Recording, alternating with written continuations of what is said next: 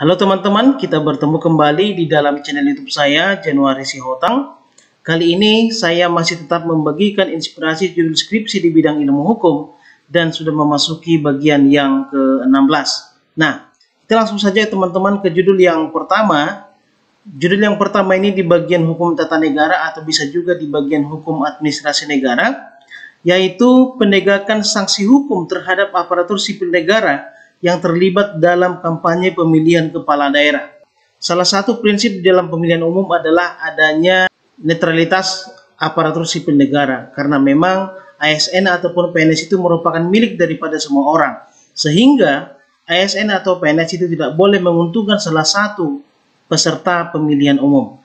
Terkait dengan ini sesungguhnya sudah banyak pengaturan di dalam undang-undang maupun dalam peraturan pemerintah, misalnya dalam pasal 70 sampai 72 Undang-Undang Nomor 1 Tahun 2015 tentang pemilihan kepala daerah sudah diatur dengan jelas bahwa pejabat negara, PNS ataupun Tentara Nasional Indonesia dan Polri tidak bisa mengambil tindakan atau kebijakan yang menguntungkan salah satu peserta pemilu selama masa kampanye.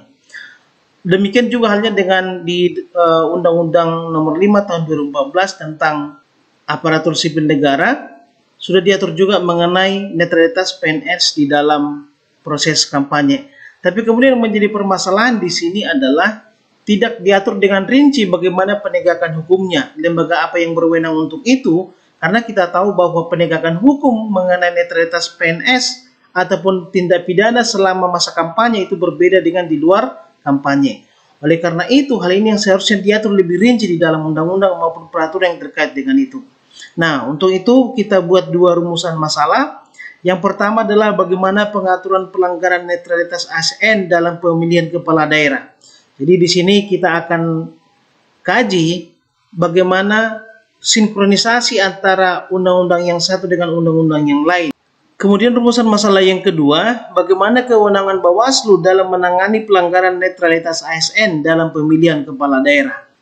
Kemudian kita lanjut ke judul yang kedua, ini di bidang hukum perdata, yaitu pembuktian perjanjian piutang yang tidak tertulis dalam perkara kepailitan di pengadilan. Jadi kalau kita berbicara yang namanya perjanjian, dalam bentuk apapun itu, bisa dilihat dalam dua hal, yaitu perjanjian tertulis dan perjanjian lisan. Kedua perjanjian ini sama-sama sah atau sama-sama absah. Yang menjadi perbedaannya adalah ketika terjadi sengketa antara satu pihak dengan yang lain, maka pembuktiannya akan lebih susah di dalam perjanjian secara lisan. Kemudian yang kedua, di dalam judul ini yang menarik adalah adanya perjanjian piutang di dalam perkara kepailitan. Dan kalau misalnya Anda mau meneliti ini, saya juga memiliki satu putusan dari Mahkamah Agung, di mana dalam proses kepailitan ini adalah antara orang per orang. Yang biasanya kita ketahui dalam proses kepailitan itu adalah antara satu perusahaan dengan perusahaan yang lain. Nah, kemudian untuk menyelesaikan ini kita bisa membuat dua rumusan masalah. Yang pertama, bagaimana keabsahan perjanjian tidak tertulis dalam utang piutang menurut hukum perdata. Saya sudah jelaskan tadi bahwa baik itu tertulis maupun tidak tertulis itu sama-sama sah. Yang menjadi permasalahan nanti adalah kalau misalnya ada sengketa antara kreditur dengan debitur. Kemudian yang kedua, bagaimana pembuktian perjanjian utang piutang yang tidak tertulis dalam perkara kepailitan di pengadilan. Ini nanti bisa Anda lihat di dalam putusannya. Kalau memang Anda mau, silakan saya di DM di YouTube ini ataupun di dalam Instagram, bahwa di dalam pertimbangan-pertimbangan nanti bisa Anda lihat bagaimana caranya si debitur membuktikan perjanjian tersebut di pengadilan. Kita masuk ke judul yang ketiga, ini di bidang hukum agraria atau di dalam hukum perdata juga bisa. Pertanggungjawaban PPAT atas keterangan palsu dalam pembuatan akta jual beli tanah. Jadi, salah satu prinsip utama yang harus dipegang oleh seorang notaris ataupun pejabat pembuat akta tanah PPAT di dalam membuat akta tanah adalah adanya prinsip kehati-hatian. Maksudnya di sini adalah bahwa seorang notaris atau PPAT harus hati-hati di dalam melihat bukti-bukti administrasi maupun keterangan daripada para pihak ketika akan membuat akta jual beli tanah. Nah, kalau misalnya tanda kutip bahwa si notaris ataupun PPAT itu mengalami kecolongan, maka akan ada akibat-akibat hukum kepada yang bersangkutan, baik itu dalam akibat hukum administratif, perdata, pidana, dan lain-lain. Nah, oleh karena itulah kita akan kaji ini dalam dua rumusan masalah. Yang pertama, bagaimana peran PPAT dalam pembuatan akta jual beli tanah. Kalau mengenai perannya ini sudah bisa Anda pelajari nanti di dalam undang-undang agraria ya terkait dengan pendaftaran tanah dan segala macam. Kemudian yang kedua, bagaimana bentuk pertanggungjawaban PPAT atas kesalahannya dalam membuat akta jual beli tanah berdasarkan keterangan palsu.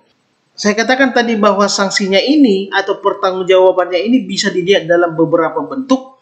Kalau memang kelalaiannya itu hanya dalam bentuk administrasi, maka sanksinya adalah dalam bentuk administrasi.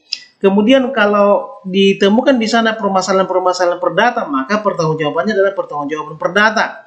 Misalnya dalam hal mengganti kerugian yang dialami oleh para pihak dan lain-lain. Dan yang ketiga adalah adanya pertanggungjawaban pidana. Di mana kita tahu bahwa dalam sistem hukum kita, yang namanya hukum pidana itu adalah sebagai ultimum remedium, artinya bahwa hukum pidana adalah upaya terakhir.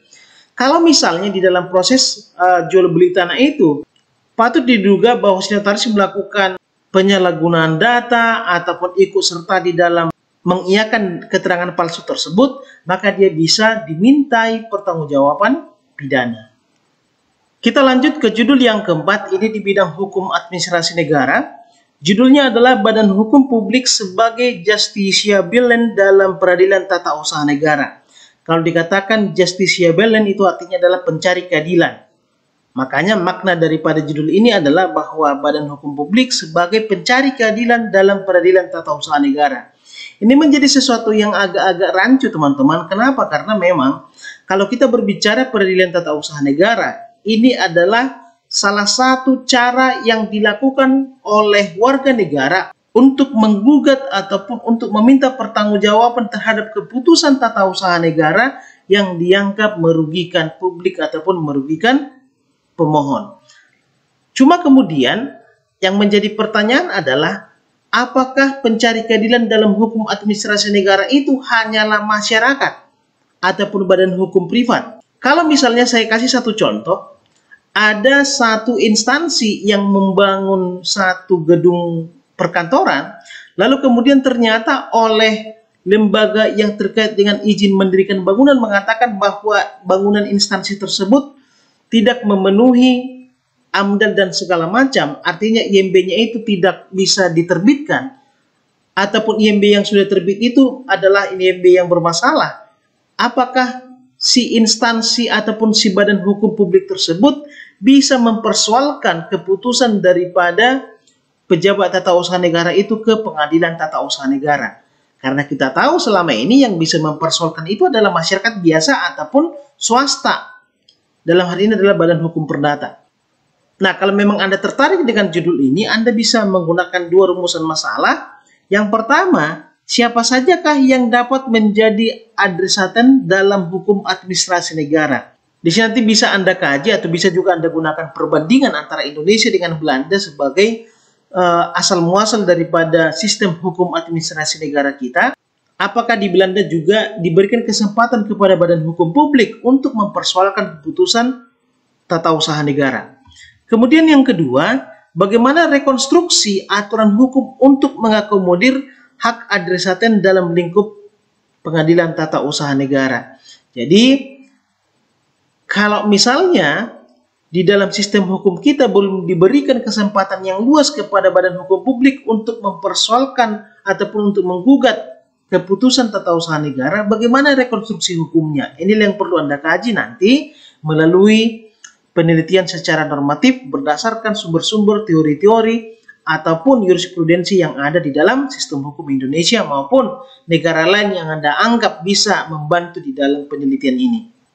Oke, kita lanjut ke judul yang kelima. Ini bisa dikelompokkan di dalam hukum perdata atau juga di dalam hukum adat, ya. Judulnya adalah tinjauan yuridis terhadap larangan perkawinan masyarakat adat Mirah dan Golan menurut Undang-Undang Nomor 1 Tahun 1974 tentang perkawinan. Jadi sebagai latar belakang singkat dalam perkawinan antara masyarakat Mirah dan masyarakat Golan ini terjadi di salah satu di daerah Ponorogo, bahwa ada masyarakat Mirah yang dilarang menikah dengan orang-orang dari masyarakat Golan. Ini bisa terjadi karena memang sudah dilarang secara turun-temurun. Kalau misalnya ada masyarakat yang melanggar itu, maka akan terjadi yang namanya hal-hal mistis yang tidak bisa diprediksi sebelumnya. Nah, yang mau kita kaji di sini, kalaulah seandainya ada masyarakat yang nekat untuk menikah, ada masyarakat Mirah dengan masyarakat Golan yang nekat menikah, apakah ini bertentangan dengan Undang-Undang Perkawinan, Undang-Undang Nomor 1 Tahun 1974. Nah, untuk mengkaji ini, Anda bisa melakukan studi empiris maupun studi normatif tergantung angelnya nanti. Maka rumusan masalah yang bisa Anda gunakan adalah mengapa masyarakat Mirah dan Golan di Kabupaten Ponorogo dilarang untuk melangsungkan perkawinan. Kalau mengenai alasannya ini bisa Anda teliti langsung ke lapangan melalui wawancara kepada tokoh-tokoh adat ataupun melalui studi literatur. Kemudian yang kedua, bagaimana analisis yuridis terhadap larangan perkawinan masyarakat adat jika ditinjau dari Undang-Undang Nomor 1 Tahun 1974 tentang perkawinan. Kalau kita kaji dari Undang-Undang Perkawinan, maka sesungguhnya tidak ada alasan untuk melarang perkawinan ini. Kenapa? Karena kalau kita lihat di dalam Undang-Undang Nomor 1 Tahun 1974, syarat sahnya sebuah perjanjian adalah kalau dilaksanakan menurut ajaran agama dan kepercayaan masing-masing. Di mana kita tahu bahwa masyarakat Golan dan masyarakat Mirah ini bukanlah bagian dari agama dan bukan bagian dari aliran kepercayaan. Itu yang pertama. Kemudian syarat yang kedua, bahwa adanya kesepakatan antara calon-calon mempelai. Nah, kalau misalnya ada perkawinan, tentu kita yakin bahwa itu atas dasar cinta antara si pria dan si wanita, dan tentu juga sudah ada kesepakatan antara mereka. Artinya di sini tidak bertentangan dengan Undang-Undang Perkawinan. Kemudian yang ketiga, ini bisa Anda baca di dalam pasal 8 Undang-Undang Nomor 1 Tahun 1974, bahwa perkawinan itu tidak bertentangan dengan agama dan peraturan lain yang terkait dengan itu. Nah, yang mau Anda kaji kemudian adalah apakah larangan perkawinan antara masyarakat Mirah dan masyarakat Golan ini termasuk di dalam peraturan perundang-undangan atau tidak. Apakah sudah ada perdanya, apakah sudah ada ketentuan-ketentuannya, atau itu hanyalah sebatas larangan yang dibuat secara lisan dan turun-temurun. Oke? Nah, saya rasa itulah judul yang bisa Anda jadikan sebagai inspirasi dalam menulis skripsi Anda. Semoga video ini bermanfaat dan kita bertemu di video-video berikutnya. Terima kasih.